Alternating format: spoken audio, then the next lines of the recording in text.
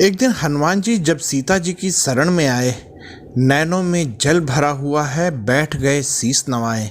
सीता जी ने पूछा उनसे, कहो लाडले क्या बात है, किस कारण से छाई उदासी, नैनों में क्यों नीर भरा है। हनुमान जी बोले, मैया आपने कुछ वरदान दिए हैं, अजर अमर की पदवी दी है और बहुत सम्मान दिए हैं। अब मैं उन्हें लौटाने आया हूँ। मुझे अजर अमर की पदवी नहीं चाहिए। दूर रहूं मैं श्री चरणों से, ऐसा जीवन नहीं चाहिए। सीता जी मुस्कुरा कर बोली, बेटा ये क्या बोल रहे हो, अमृत को तो देव भी तरसे, तुम काहे डोल रहे हो। इतने में रघुनाथ जी आ गए और बोले, क्या चर्चा चल रही है माँ बेटे में।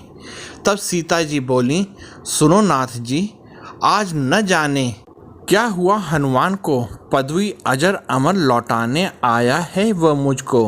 राम जी बोले, क्यों बजरंगी ये क्या लीला नई रचाई, कौन भला छोड़ेगा अमृत की ये अमर कमाई। हनुमान जी रोकर बोले, आप साकेत पधार रहे हो मुझे छोड़कर इस धरती से, आप बैकुंठ सिधार रहे हो। आप बिना क्या मेरा जीवन अमृत का विष पीना होगा, तड़प तड़प कर विरह अग्नि में जीना भी क्या जीना होगा। हनुमान जी बोले, प्रभु अब आप ही बताओ, आपके बिना मैं यहाँ कैसे रहूँगा। तब इस पर श्री राम बोले, हनुमान सीता का यह वरदान सिर्फ आपके लिए ही नहीं है, बल्कि यह तो संसार भर के कल्याण के लिए है। तुम यहाँ रहोगे और संसार का कल्याण करोगे। मांगो हनुमान, वरदान मांगो।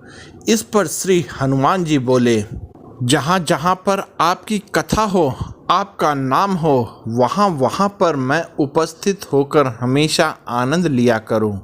सीता जी बोली, दे दो प्रभु दे दो।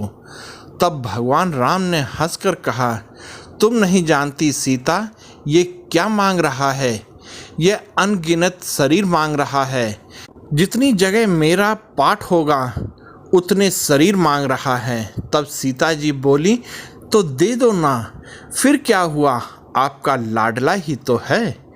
तब इस पर प्रभु श्री राम बोले, तुम्हारी इच्छा पूर्ण होगी, वहाँ विराजोगे बजरंगी, जहाँ हमारी चर्चा होगी।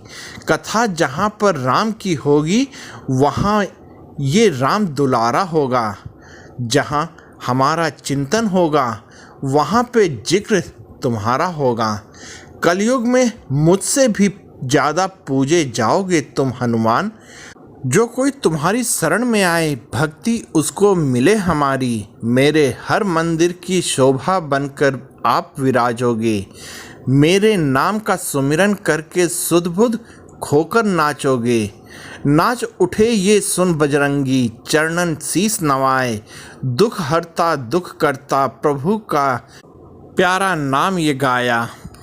आप लोगों को ये कहानी कैसी लगी कृपया कमेंट करके मुझे बताइएगा।